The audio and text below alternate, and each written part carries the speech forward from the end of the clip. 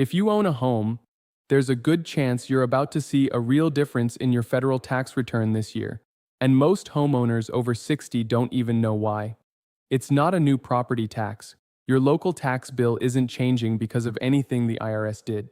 What did change is how much of that property tax bill you're allowed to deduct on your federal return. And for millions of retirees who own their home outright or are still paying it off, that difference could mean a noticeably smaller tax bill or a bigger refund this year. I'm going to walk you through exactly what changed, who benefits, who won't see any difference at all, and the one number you need to check before you file. No hype, no scare tactics, just the facts laid out clearly so you can make a smart decision.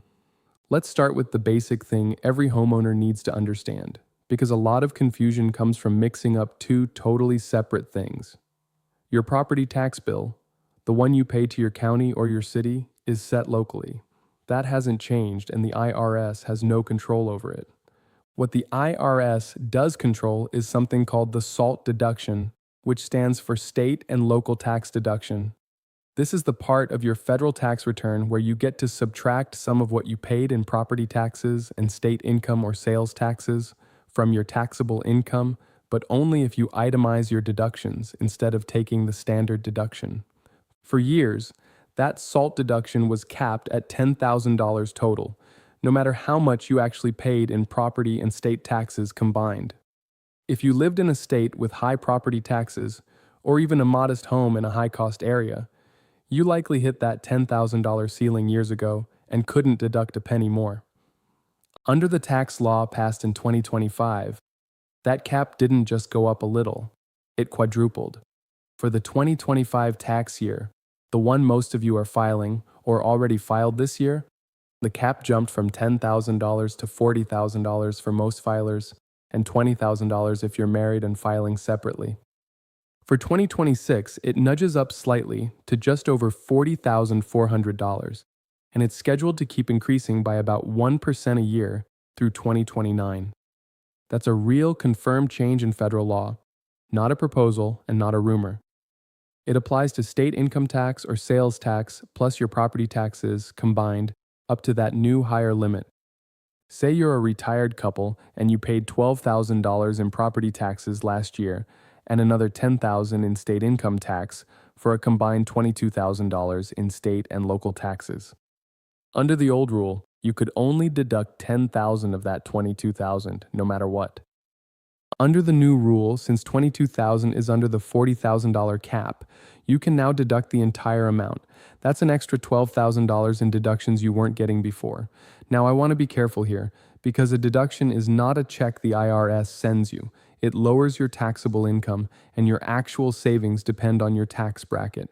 If you're in the 22% bracket, that $12,000 increase in deductions might save you somewhere around $2,600 in actual tax owed.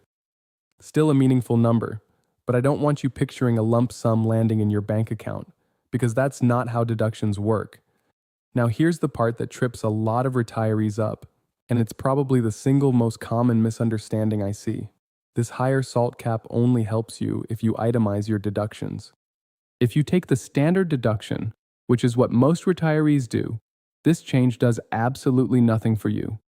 For 2026, the standard deduction is $16,100 if you're single, and $32,200 if you're married filing jointly. On top of that, if you're 65 or older, you get an additional standard deduction amount on top of those numbers, and there's also a newer, temporary additional deduction of up to $6,000 for seniors that was introduced in this same tax law, separate from the property tax discussion, which phases out at higher incomes. So before you get excited about deducting property taxes, you need to actually add up your itemized deductions, meaning your state and local taxes, your mortgage interest if you still have a mortgage, and your charitable giving, and see if that total is actually higher than your standard deduction. For a lot of retirees who paid off their mortgage years ago and don't have much mortgage interest to deduct anymore, the standard deduction still wins even with the higher SALT cap, because there's simply not enough total itemized expense to clear that bar. This is where I see the most mistakes. I've talked to retirees who assumed that because the cap went up, they'd automatically save money, and they never actually ran the comparison. Some of them would have been better off itemizing and didn't realize it, and others assumed they should itemize now and ended up with a smaller deduction than the standard would have given them. The fix is simple, and it takes maybe 15 minutes. Pull together your property tax bill, any state income or sales tax you paid, your mortgage interest statement if you have one, and your charitable donation receipts. Add those up. If that total is higher than your standard deduction amount for your filing status, itemizing is likely worth it this year. If it's lower, take the standard deduction and don't overthink it. Tax software will actually do this comparison for you automatically. And pick whichever is better, so if you're using something like Free File or a paid program, it's already handling this math in the background. If you work with a tax preparer, this is exactly the kind of question to ask them directly this year, because the math genuinely shifted for some people who wouldn't have bothered itemizing in past years. There's also an income limit built into this new higher cap that mostly affects higher earning households, and I want to mention it so nobody's confused if they read about it elsewhere. If your modified adjusted gross income is above $500,000, the $40,000 cap starts phasing back down, though it never drops below the old $10,000 floor. For the vast majority of retirees watching this, that phase out simply won't apply to you, since it kicks in at a pretty high income level. I mention it only so you have the full picture and aren't caught off guard if a family member with a much higher income asks you about it. One more thing worth knowing, since we're talking about homeownership and this tax law touched a few other pieces that matter to retirees. The mortgage interest deduction limit, which lets you deduct interest on up to $750,000 of home acquisition debt, was made permanent under this same law, so that's no longer set to expire like it was under the old rules.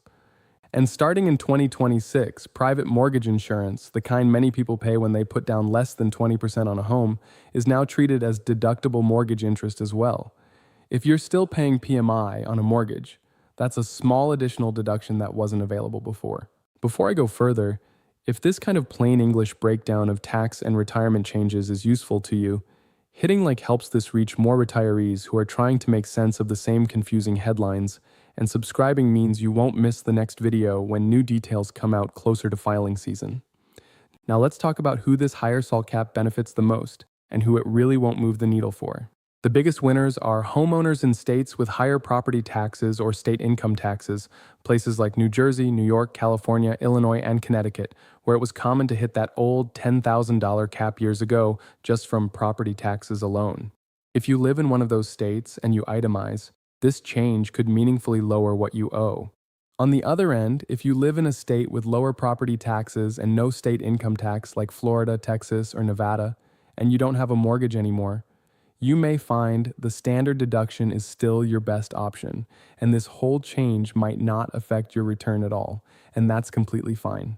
Not every tax law change is relevant to every person, and there's no benefit loss by not qualifying, since the standard deduction was already built to be the simpler, no itemizing required option. I also want to gently flag something for anyone thinking long-term. This higher $40,000 cap is not permanent. It's currently scheduled to run through 2029, and then it's set to snap back down to the old $10,000 limit in 2030, unless Congress acts to extend it again. Nobody watching this needs to make any decisions today based on 2030, but if you're doing longer-range retirement or estate planning, it's worth keeping on your radar, and it's the kind of thing a financial planner or CPA can factor into multi-year projections if you're working with one. The core thing to remember is this: your actual property tax bill hasn't changed because of anything the IRS did that's still set locally. What changed is the federal deduction limit for state and local taxes, which quadrupled from $10,000 to $40,000 starting with the 2025 tax year.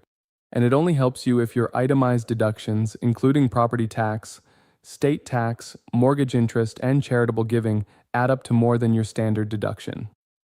The most important action to take today before you file or before you meet with your preparer is to actually total up those numbers yourself, or ask your tax software or preparer directly whether itemizing now makes sense for your household under the new cap. Because for some retirees who've defaulted to the standard deduction for years, the math has genuinely changed. It only takes a few minutes, and it could be the difference between leaving money on the table and getting the refund you're actually entitled to. Take care of that this week if you haven't already, and I'll see you in the next one.